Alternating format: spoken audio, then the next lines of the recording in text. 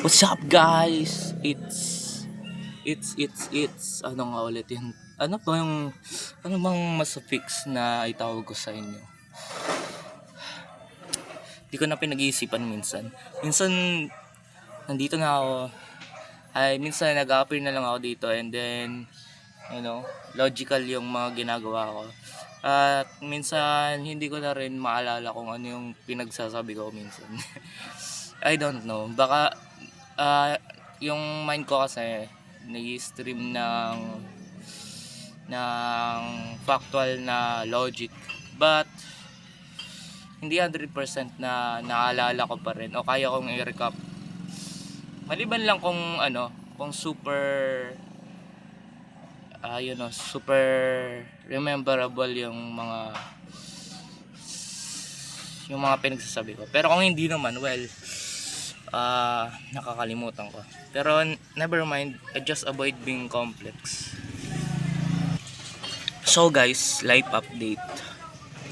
Andito ako sa may tricycle and then hawak tong phone ko and then nagbablog sa inyo again. You know what?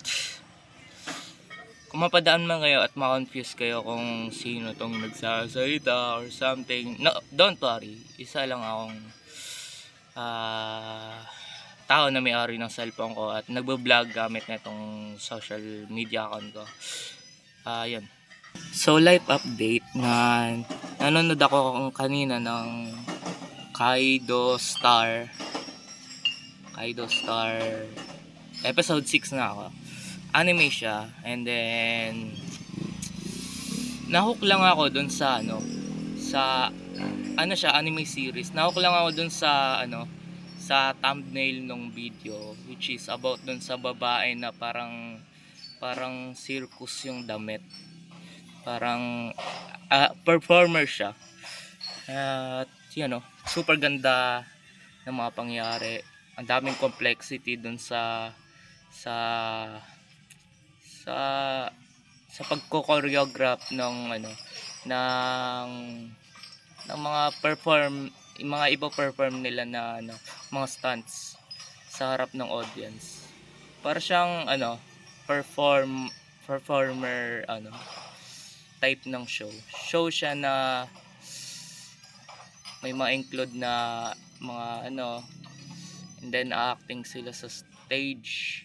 Hindi lang yung stage but parang acrobatic na lugar. Ay, never mind. Kung hindi nyo magets yung sinasabi ko, panoorin nyo yung anime TV series na na Kaido ba yun? Kaido, iba yung Kaido.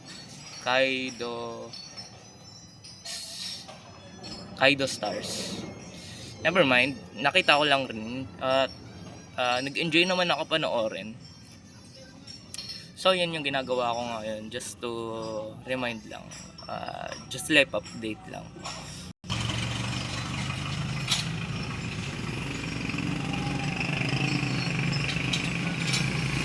Paano kaya magkaroon ng magandang mukha yung pang Superman yung structure ng mukha. Parang ako, curious lang ako. Pero I guess kung gusto mong baguhin yung mukha mo, you need to think at the context na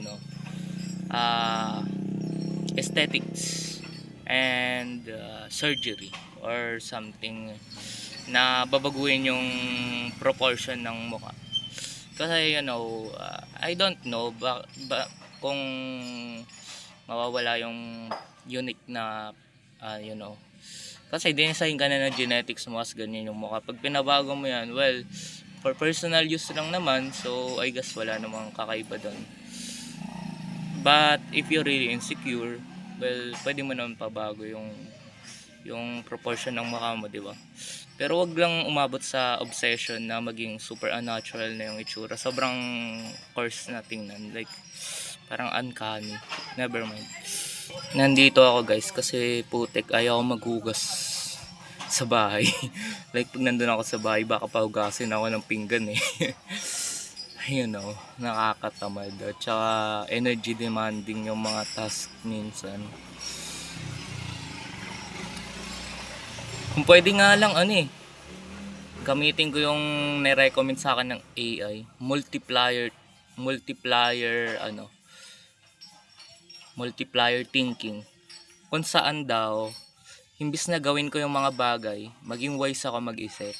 And then i-automate ko yung mga task na paulit-ulit ginagawa ng isang tao para mas mapadali yung buhay.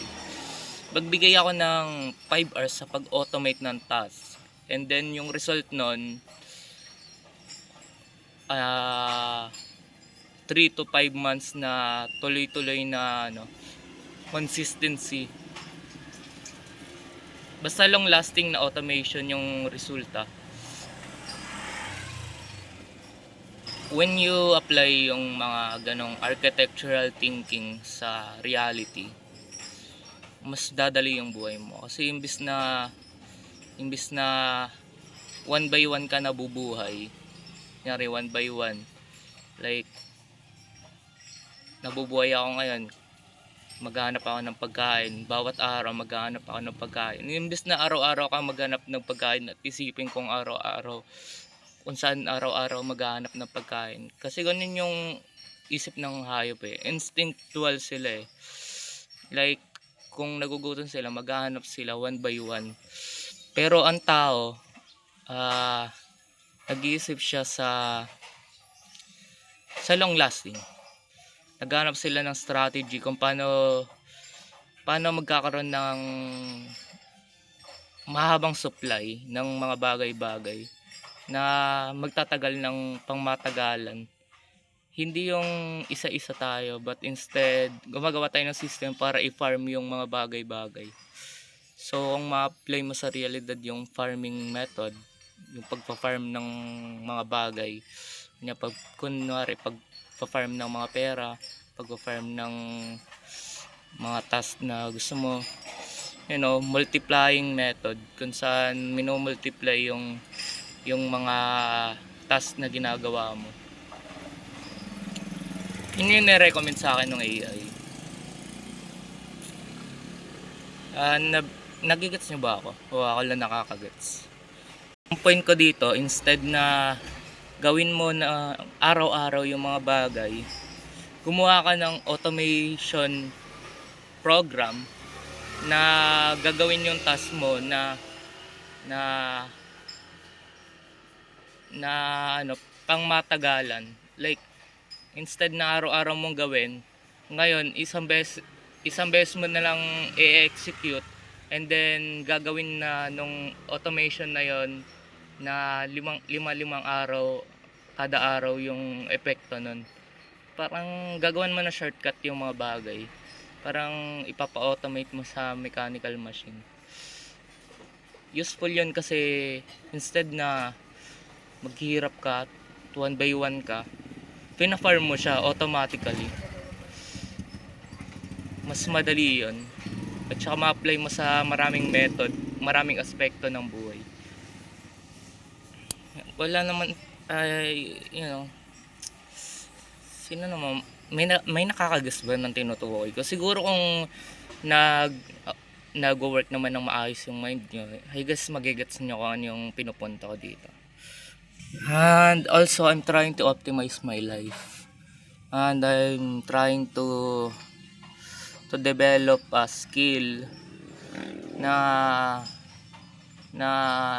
mag-automate at mag-isip ng mas powerful na mga ideas at powerful na automations. Like, maging mentally wise sa mga bagay-bagay. Kasi makakatulong yan for survival. Instead na maging hayop tayo, mag-isip, why not mag-isip tayo as human, as complex na nilalang na nag-iisip ng pamatagalang mga resulta, di ba? More about optimization lang. Tsaka pag-apply ng mga preset na yun sa mindset ko, sa buhay ko. So life update, natututo ako ng maraming bagay, which is beneficial na marami kang nalalaman. Kasi the more na nakakakolekta ka ng knowledge, kaya naman siguro i-connect ng neural pattern ng utak mo kung saan associated yung mga bagay na nalalaman mo. Kunyari, yung mga nalalaman mo, kung saan yun nag-work in real life. Alam ng utak mo kung para saan yung mga pinag-aaralan mo. And then the more na marami kang nalalaman sa mga bagay-bagay at maraming definition ang nasasagap ng utak mo, mas lalong tatalino ka at mas lalong dadali yung survival mo sa buhay. Pero I don't think so. But my point is, parang nag-work yung mga bagay sa parang pattern. Sa pattern na, high frequency, low frequency, something na ganun. Sa statistic na paraan. Pwede na i-apply yung statistical method sa pamumuhay. At pag in-apply mo yun sa statistical method, ang resulta nito, pwede kang maging businessman, pwede kang maging negosyante, pwede kang maging high level na human. Pag na-apply mo yung pag-iisip sa realidad at pag na-apply mo yung calculation sa real life situation, whatever. Pero I guess pang mga smart people lang yan. But it's the key for richer living, It's the key is your mindset and your ability to multiply, to dynamically thinking, and to gain more knowledge, more definition of things, experiences, factual experiences, mga kailangan mo. Yun lang. Maraming salamat. Hanggang dito na lang tong video na ito. At kung may maisip pa akong maganda ikwento, well, mag-chat na lang, mag-usap na lang ulit tayo sa susunod. Nandito ako. It's Rich Bro at wala pa akong ginagawang kakaiba for now. At sobrang yung mood ko ay talagang hindi naman stressful. It's peaceful. Walang vibe, walang feelings, walang emotion, but instead it feels like a water, like pure, peaceful, airy, and completely relaxed for this day. Never mind, just my mood for these chats and this conversation. So maraming salamat, like, comment, and subscribe, and see you to my next YouTube video. Bye.